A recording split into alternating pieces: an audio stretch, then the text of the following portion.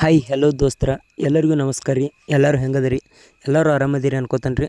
ವಿಷಯ ಏನಪ್ಪ ಅಂತಂದ್ರೆ ಸದ್ಯ ನಮ್ಮ ಸೈಡ ಅಂದ್ರೆ ಹಳ್ಳಿ ಸೈಡ ಎಲ್ಲ ಈ ಬೈಲ್ಗಾಡ ಶರ್ಯತ್ ಅಂತ ಹೇಳಿ ನಡೆಸ್ತಾರೆ ರೀ. ಅಂದ್ರೆ ಶರ್ತಿ ನಡೆಸ್ತಾರೆ ರೀ.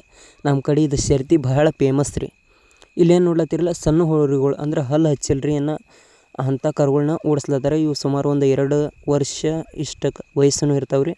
ಅದರ ಪ್ರಥಮ ಬಾರಿಗೆ ಬಿಡಾನ ಅವಕ್ಕೆ ಹಾದಿ ನೆಟ್ಟಗೆ ಗೊತ್ತಾಗಲ್ದಕ್ಕೆ ಈ ಥರ ಮಂದಿ ಒಳಗೆ ಹೋದವು ನೋಡ್ರಿ. ಇಲ್ಲಿ ಈಗ ಹೋದವ್ರು 2 ಗಾಡಿ ಆ ಕಡೆ ಮುಂದೆ ಹೋಗ್ಯಾವ.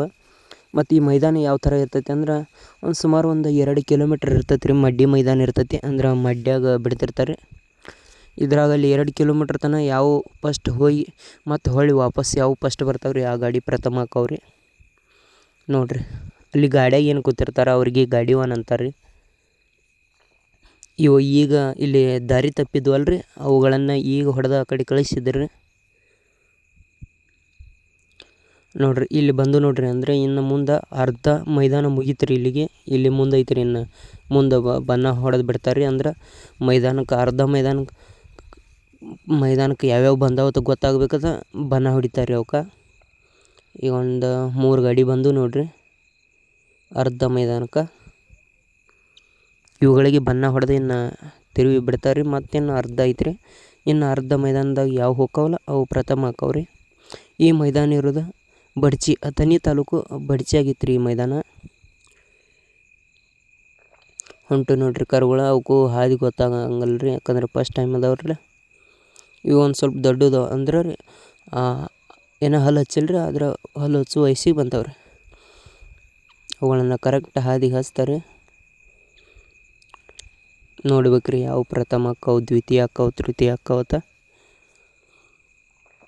ಮತ್ತು ನಮ್ಮ ಮಂದಿಗೆ ಬಯಲುಗಾಡಿ ಶೇರ್ ಇತ್ತಂದ್ರೆ ಭಾಳ ಹುರುಪು ರೀ. ಎಲ್ಲಿದ್ದು ನೋಡ್ಲಕ್ಕೆ ಬಂದಿರ್ತಾರೆ.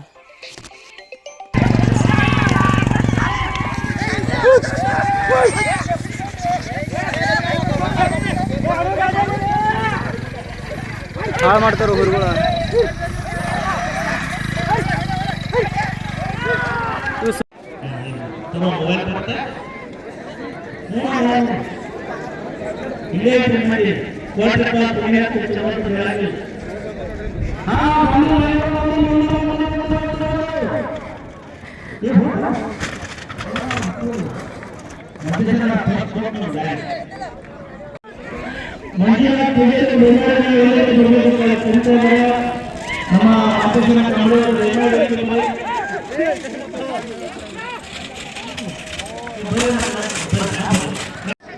ಚಿತ್ರ